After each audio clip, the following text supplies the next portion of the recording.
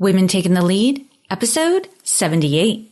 Setting goals obviously is always an important step to getting what you want, and making them for both professional and personal is an important thing because they're equally important for success and happiness. Hello, my name is Jody Flynn and welcome to Women Taking the Lead, where we are all about creating blasts of inspiration to help you overcome self-doubt so you can lead with confidence, integrity, and a sense of humor. Head over to womentakingthelead.com to get the solutions to your top 5 leadership challenges. Now, your future awaits, so let's get started.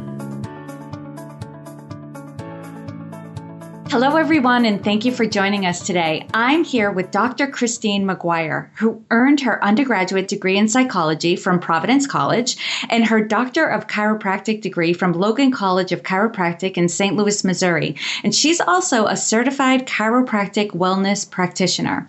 Dr. Maguire is the author of Hope, 30 Tips to Overcome Cancer Naturally, and has also been featured in The Chicken Soup for the Chiropractic Soul with one of her personal patients' stories.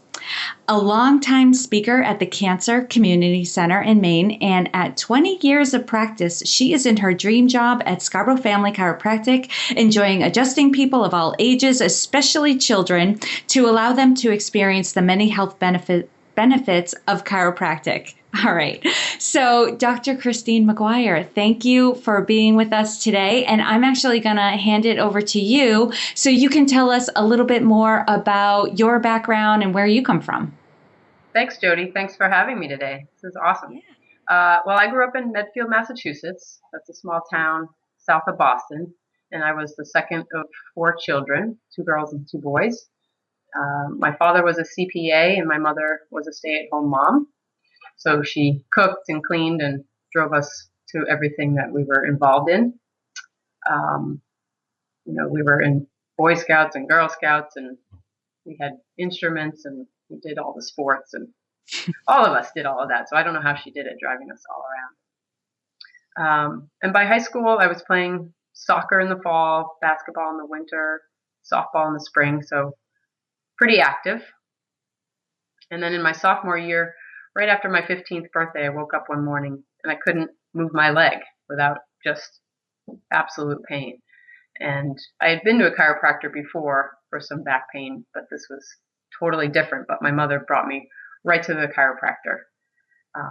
And in the end, I had to miss 2 months of school because I couldn't get out of bed unless I had to go to the bathroom or to the chiropractor. Wow. And I did miss the rest of the basketball season that year. So that was a life changer for me. Wow. And at 15 years old, right, to wake up in that condition, that must have been incredibly scary. Yeah. And how advanced for your mom to take you to a chiropractor back then? Because what year was this about? Right. No, that's a great question. It was 1985. So yeah, it was the coach. One of my coaches had suggested it when my back was first starting to just kind of ache.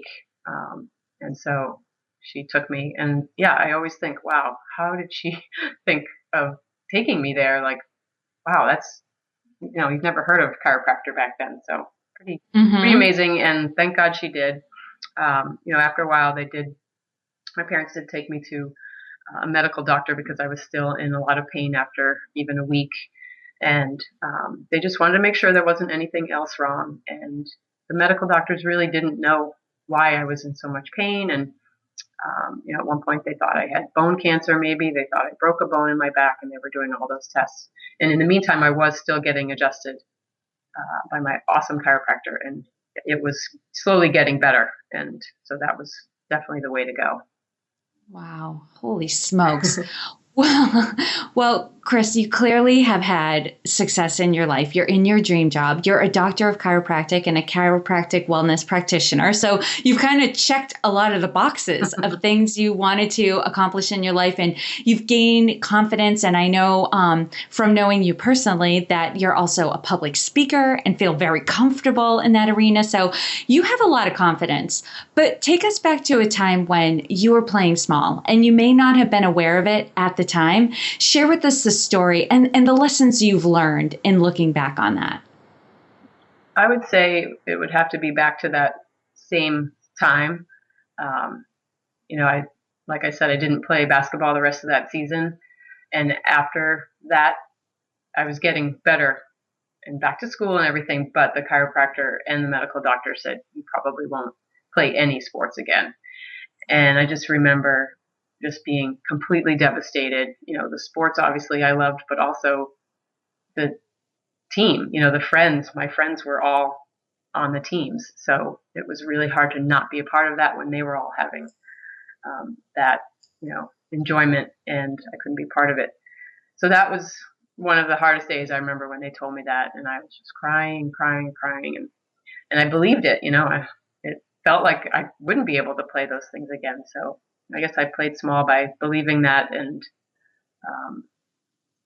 really being down in the dumps and feeling sorry for myself. And my father actually said to me as I was crying, he said, one day something good is going to come of all this. And I looked at him like, roll your eyes, teenager, like, you're crazy, Dad. And but he's totally right.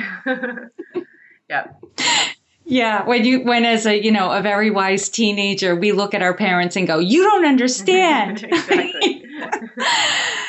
And that's devastating. And yes, I'm sure some people can listen to your story and go, "Oh, well, you were 15, no big deal." But that doesn't always go away. Like we Right. respect and we trust our doctors and our family practitioners, and we want to believe what they're saying, but sometimes they don't know 100%. Like we want to treat them like they have some good advice, but and I bring this back to my clients too. I'm like, you have to know yourself, and what are you capable of? Because sometimes, and it can happen at any stage in life, the doctor will say, okay, based on everybody else, you're probably not going to be able to do XYZ, given your condition, but you're not everybody else. You need to know who you are and what you're capable of, because you totally overcame that. And you're actually a pretty active person to this day. Yes.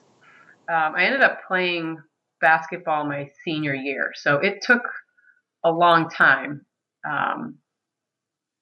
It wasn't quick, but somehow I don't really remember.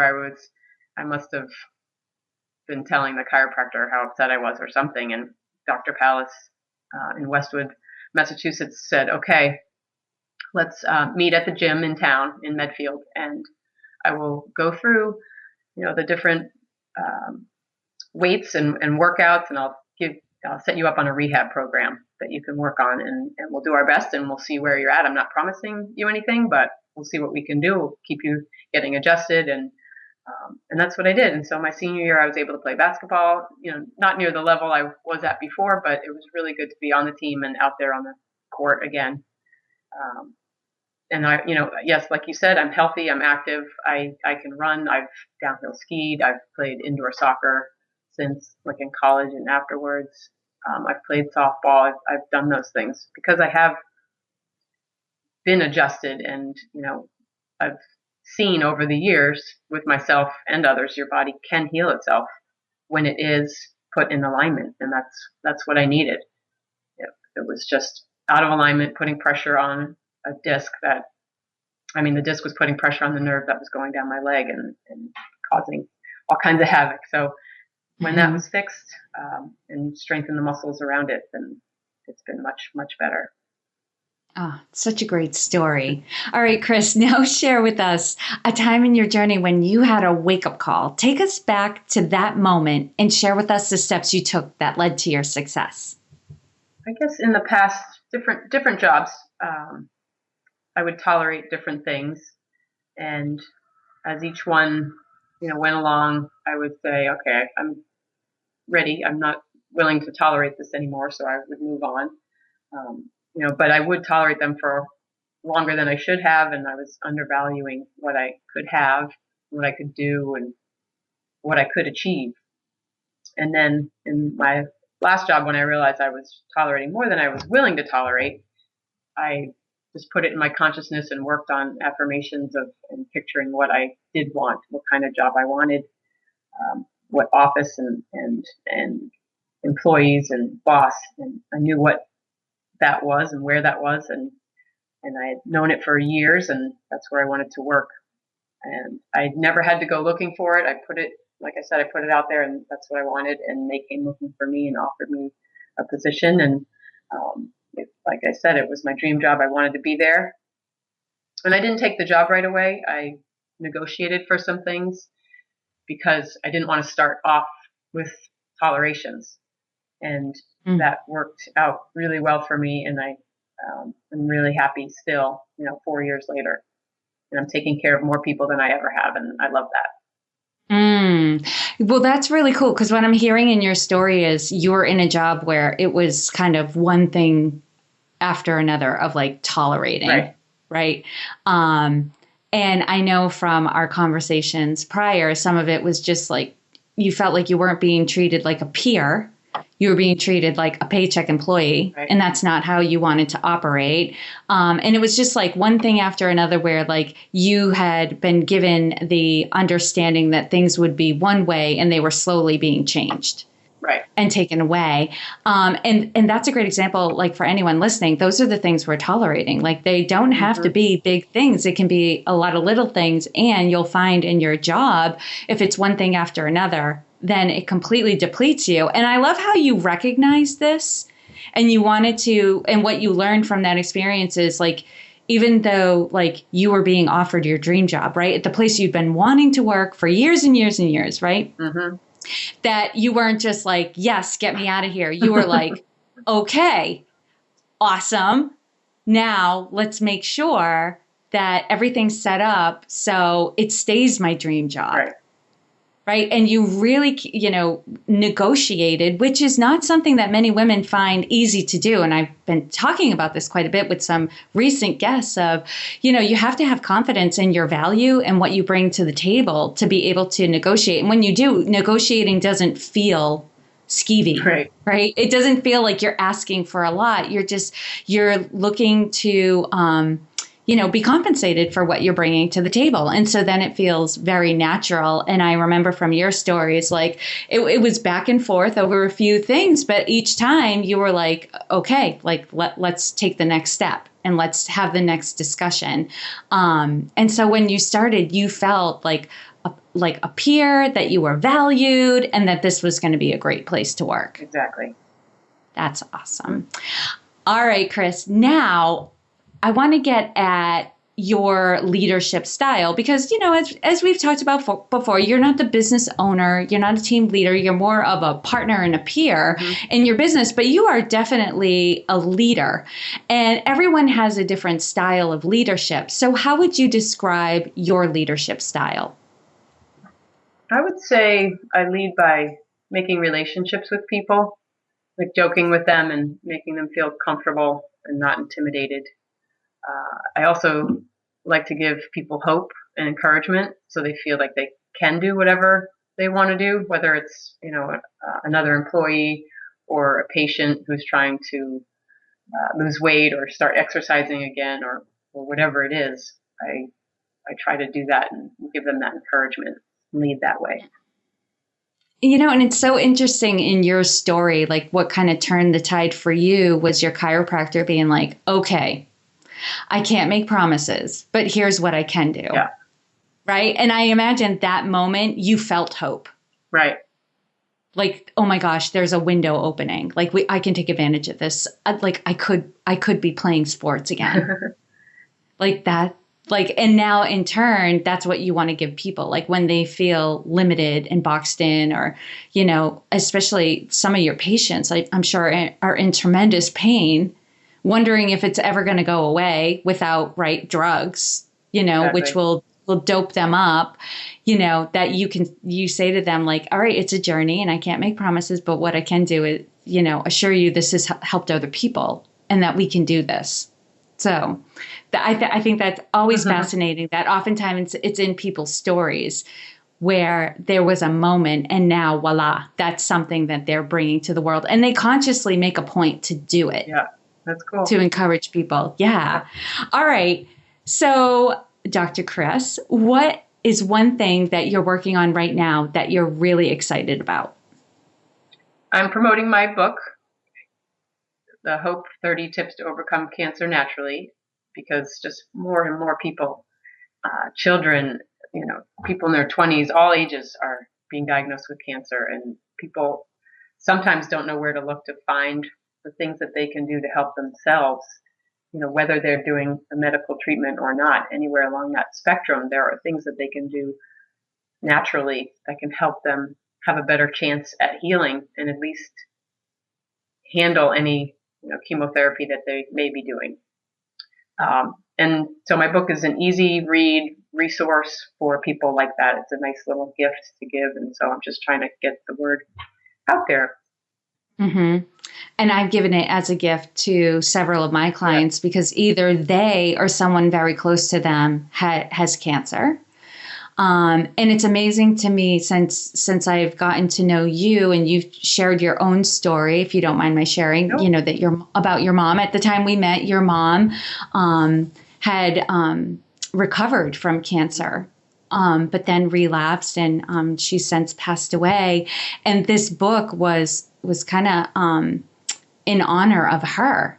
Yes. And the journey that you went through as well when your mom got cancer. Right. Like all the research you did and all the conversations you had with her to help her. Mm-hmm. And she was stronger and more at peace through the whole process as a result of a lot of the research that you gave. Definitely. Her. Yeah. And it's an incredible gift. It's an easy read. And I love how you weave your stories through the book as well. And the people I've given it to have loved it. Like it's an easy read. It's very helpful and it's very actionable. Right. Exactly. You don't give like crazy changes. Like these are simple things that you can do, to add or take out of your everyday, that will, boost your immune system or make you stronger or relieve pain. And I think it's incredible. Awesome. Thank you. You're welcome. All right, now we're moving on to the leadership roundup. So tell us, what is one practice that helps to make you a better leader? It's hard to say just one, I guess, but I would say daily affirmations, just being positive and picturing positive things every day. And what has that done for you? That just sets the tone for the day, I would say. And for the future, what I want, what I expect to get personally and professionally. And so is it something you do first thing in the morning or throughout the day or both? Both. Awesome. Yeah. Just to kind of remind yourself of what's coming. Exactly. Awesome. I love that. And what is one book that you would recommend to a woman to help her develop her leadership? I just read The Power of Habit, and that is a really good book. And it kind of goes back to the question you just asked me, what is one practice that makes you a better leader? The power of habit is a huge part of what you do every day. Your success is dictated by your habits. And it's interesting because they talk about the psychology of habits, and they talk about it in one person, a single person, but then in groups and work area. So it's really an interesting book. I have read that. That's by Charles Duhigg, correct? Yes. That's a fantastic book. Love it. Okay. And what advice would you give your younger self? I would say setting personal and professional goals for yourself. Setting goals obviously is always an important step to getting what you want, and making them for both professional and personal is an important thing because they're equally important for success and happiness. Like don't just focus on one area. Exactly. Right. And I find sometimes that one helps the other. Right. Yes. If I've set goals around my health and wellness and I become healthier and well, I actually get better at the other areas of my life too, and vice versa. Like I gain confidence in one area that helps me in another. So, all right. Now, Chris, share with us a success quote or a mantra and why it has meaning for you. Everything happens for a reason. I always say that. I've said that for years, to myself, to others, and I just keep this in mind when something bad happens or if something doesn't go as planned. It just helps me to not dwell on it or question it or get upset about it. It helps me move on and keep positive. Yeah, just deal with it. Right. You might not know the reason, but just, hey, it's happening. It is what it is. You're taking that advice from your dad and you're bringing it to the present day. True. Good old dad. Smart man. He is a smart man. Yep. All right, Chris, lastly, what is the best way for this community to connect with you? My email is perfect, and I will give that to you. Feel free to use it. A quick question or comment is, or it doesn't even have to be quick. I didn't mean that. But I can, access that anytime and get back to you. It's Dr. Maguire, DrMaguire, at Scarborough Family Chiro, CHIRO.com. And my book you can find on Amazon. It's Kindle form on Amazon. And I have hard copies at the office. And I sometimes mail them out to people and they just send me a check. Oh, perfect. I can connect the Amazon link in your show notes. And for those of you listening, you can find all the links and resources shared in Chris's episode at womentakingthelead.com, or you can use the short link, which is womentl.com. And Chris, thank you so much for taking the time to inspire and enlighten us. Yeah, we're all better for having met you. Thank you, Jody. Thank you for joining me on Women Taking the Lead. Were you inspired to take some action today, but maybe don't know where to start? Or maybe you have so many great ideas you can't decide where to focus your attention. Don't let stress or overwhelm stop you from having the career, the business, or the life you want to live.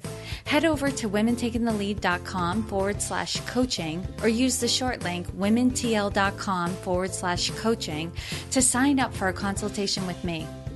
And to strengthen you on your leadership journey, I'd like to send you off with a quote from Marianne Williamson, so here goes. Our deepest fear is not that we are inadequate. Our deepest fear is that we are powerful beyond measure. It is our light, not our darkness, that most frightens us. We ask ourselves, who am I to be brilliant, gorgeous, talented, fabulous? Actually, who are you not to be? You are a child of God. Your playing small does not serve the world. There is nothing enlightened about shrinking so that other people won't feel insecure around you. We are all meant to shine as children do. We were born to make manifest the glory of God that is within us. It's not just in some of us, it's in everyone. And as we let our own light shine, we unconsciously give other people permission to do the same. As we are liberated from our own fear, our presence automatically liberates others. Again, thank you for joining me, and here's to your success.